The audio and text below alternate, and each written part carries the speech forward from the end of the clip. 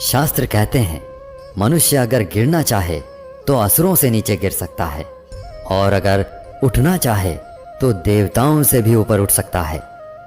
मनुष्य ही सृष्टि का एकमात्र प्राणी है जो परमात्मा तक की दूरी तय कर सकता है। इस संसार में श्रीमद् भगवद गीता के पवित्र ज्ञान से न जाने कितने ही लोगों, कितने ही महापुरुषों ने अपना जीवन बदल लिया। अगर आप यह सोचते हैं कि भगवद गीता में सिर्फ यह लिखा है कि भगवान की पूजा कैसे करते हैं, तो आप बिल्कुल गलत हैं। क्योंकि भगवद गीता सिर्फ एक किताब या एक धार्मिक ग्रंथ मात्र नहीं है, बल्कि इसमें वो पवित्र ज्ञान है, वो नॉलेज है जो इस पृथ्वी पर जितने भी लोग जन्म लेकर आते हैं उनको यह सिखाता है कि इस जीवन का असली मतलब क्या है या जीवन का असली मकसद क्या है। वास्तव में जीवन कैसे जिया जाता है, मनुष्य कैसे जीवन के हर क्षेत्र में सफल होकर खुशी और आनंद को प्राप्त कर सकता है। साथियों, मैं पूरा प्रयास करूंगा कि मैं बहुत ही आसान और सरल शब्दों में आप तक इस पवित्र ज्ञान को पहुंचा सकूं, और इसके साथ ही मैं आपको बताऊंगा कि कैसे आप विभिन्न अध्यायों से मिलने वाली सीख को अपने जीवन में वर्तमान समय के अनुसार उतार सकते हैं, अप्लाई कर सकते हैं। भगवत गीता के ज्ञान ने एक दुखी और मन से हारे हुए, धनुष नीचे गिरा देने वाले अर्जुन को महाभारत के महान युद्ध का सर्वश्रेष्ठ योद्धा और विजेता बना दिया। अगर आप भी अपने जीवन में किसी मकसद को लेकर आगे बढ़ रहे हैं तो मेरा यकीन मानिए कि आप भी अपनी जिंदगी की समस्याओं के जंग के मैदान के अर्जुन हो, और इसीलिए अपने जीवन की हर समस्या के समाधान के लिए इस पवित्र गीता ज्ञान को जानना आपके लिए बहुत ही आवश्यक है। आप चाहे कोई बिजनेसमैन हो, नेता या अभिनेता हो, गृहिणी हो या स्टूडेंट हो, या फिर किसी भी आयु वर्ग के क्यों ना हो, इस पवित्र ज्ञान में सभी की समस्याओं के समाधान और सभी के प्रश्नों के हल मौजूद हैं। तो ऐसा क्या है आखिर भगवत गीता में, और इसका मतलब क्या है? श्रीमद् भगवत गीता के बारे में कहा गया है कि एकम शास्त्रम देवकी पुत्र गीतम, एको देवो देवकी पुत्र एव, एको मंत्रस्य नामानि यानि, कर्मापयेकम तस्य देवस्य सेवा। अर्थात एकमात्र शास्त्र जिसका गायन भगवान के श्रीमुख से हुआ है वो श्रीमद् भगवत गीता है। जब महाभारत के रण के मध्य में धनुर्धर अर्जुन युद्ध के लिए घबरा गए तो भगवान श्री कृष्ण ने अपने श्रीमुख से जिस शास्त्र का गायन किया, जिस गीत का गायन किया, वो श्रीमद् भगवत गीता है। इस सृष्टि में पूजनीय एकमात्र देव हैं, वो भगवान श्री कृष्ण हैं। एकमात्र मंत्र है, वो उनका नाम है। एकमात्र कर्म है, वो प्रभु की आराधना है। श्रीमद् भगवत गीता का जितना भी अध्ययन किया जाए, जितना भी समझा जाए, उतना ही कम है। इसे जितनी बार भी पढ़ा और सुना जाता है, उतनी ही बार हमें कुछ ना कुछ नया जानने को, नया सीखने को जरूर मिलता है। इसलिए आपको शांति से बैठकर आंखें बंद करके इस वीडियो की पूरी बातों को जब तक समझ में ना आ जाए तब तक बार बार सुनकर अपने मस्तिष्क में बैठा लेना चाहिए। आज हम श्रीमद् भगवत गीता के प्रथम अध्याय का अध्ययन करेंगे, जिससे आपको यह सीखने को मिलेगा कि कौन सी सबसे पहली चीज है जो आपको जीवन में आगे बढ़ने से रोकती है। भले ही आप में बहुत नॉलेज हो, आप में बहुत काबिलियत हो, लेकिन उस एक चीज की वजह से सही निर्णय या सही डिसीजन नहीं ले पाते हैं और अपने काम में सफल नहीं हो पाते हैं। तो आइए शुरू करते हैं श्रीमद् भगवत गीता का प्रथम अध्याय। अध्याय 1, अर्जुन विषाद योग। कुरुक्षेत्र के युद्ध स्थल में सेना का निरीक्षण। साथियों, किसी भी ज्ञान की शुरुआत अज्ञानता से या उत्सुकता से होती है। उसी तरह श्रीमद् भगवत गीता की शुरुआत धृतराष्ट्र के एक प्रश्न से होती है। धृतराष्ट्र, जो कि अज्ञानता का प्रतीक है। अज्ञान रूपी धृतराष्ट्र जिसे सत्य मालूम है, जिसे मालूम है कि संसार का एकमात्र सत्य परमात्मा है, लेकिन वो अपने पुत्र के मोह में अंधा होकर जीवन जीता रहता है। सबको मालूम है कि धृतराष्ट्र जन्म से अंधे थे। उन्होंने महाभारत के युद्ध को देखा, लेकिन कैसे देखा? उन्होंने संजय की दृष्टि से देखा। श्रीमद् भगवद गीता के प्रथम अध्याय के प्रथम श्लोक में धृतराष्ट्र कहते हैं, धर्म क्षेत्रे कुरुक्षेत्रे समवेता युयुत्सवः मामकाः पांडवाश्चैव किम कुर्वत संजय। अर्थात, हे संजय, धर्म भूमि कुरुक्षेत्र में युद्ध की इच्छा से एकत्र हुए मेरे और पांडु के पुत्रों ने क्या किया?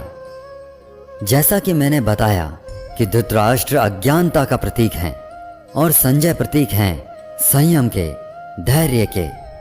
जो अज्ञान है वह मन के अंदर है।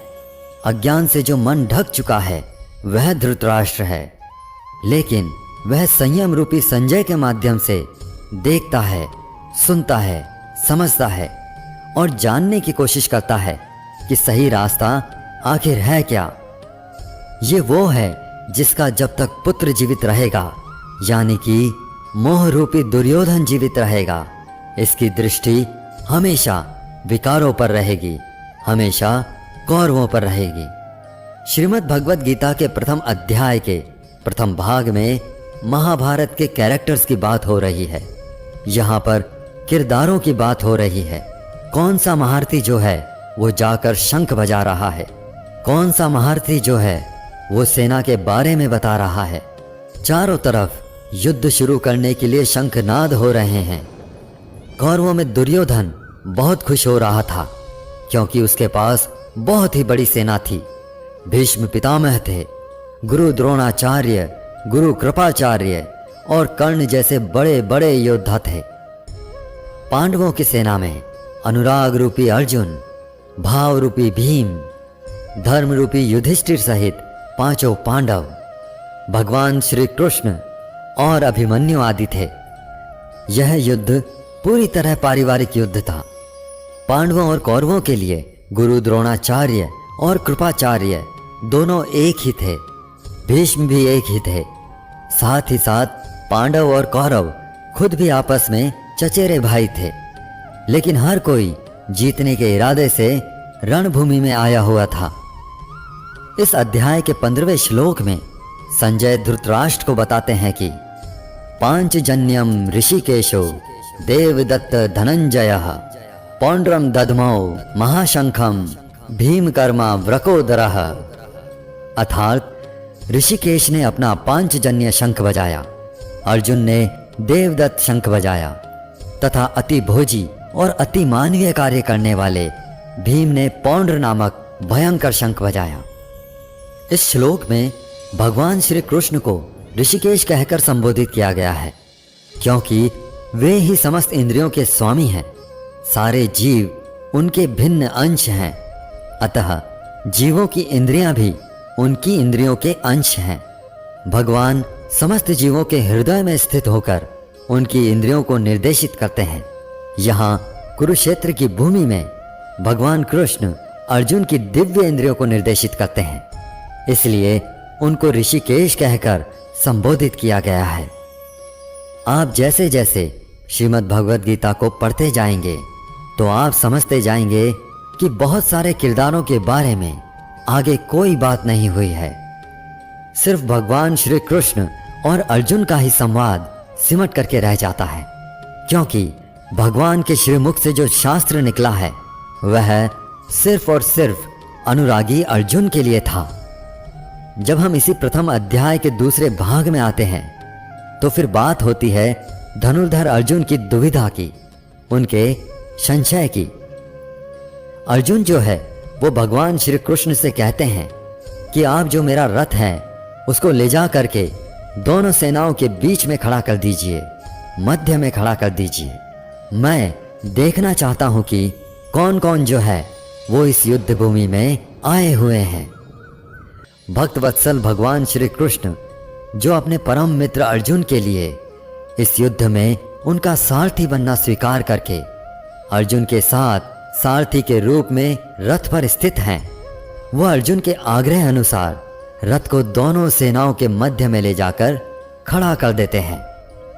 अर्जुन देखते हैं कि दोनों तरफ जो हैं उनके अपने हैं, कोई काका है, कोई मामा है, कोई गुरु है, कोई भाई बंधु है। अर्जुन ने युद्ध के मैदान में जहां भी देखा वहां दोनों तरफ ही सिर्फ परिवार वाले नजर आ रहे थे। यह देखकर अर्जुन बहुत दुखी और व्याकुल हो जाते हैं। उनके हाथ से उनका धनुष गांडीव गिर जाता है, त्वचा जलने लगती है, बुखार आ जाता है। समझ में नहीं आता कि यह कैसा युद्ध है जिसमें दोनों तरफ अपने ही लोग खड़े हुए हैं। अर्जुन को भी भ्रम हो जाता है। वो भगवान श्री कृष्ण से कहते हैं कि मैं खड़ा नहीं रह पा रहा हूं, मैं समर्थ नहीं हूं, आगे देख नहीं पा रहा हूं। मुझे तो इस युद्ध का लक्षण भी उल्टा ही दिख रहा है, विपरीत ही दिख रहा है। मैं अपने कुल को मार करके कल्याण को नहीं पाना चाहता, और कुल को मारने से कब कल्याण मिलता है।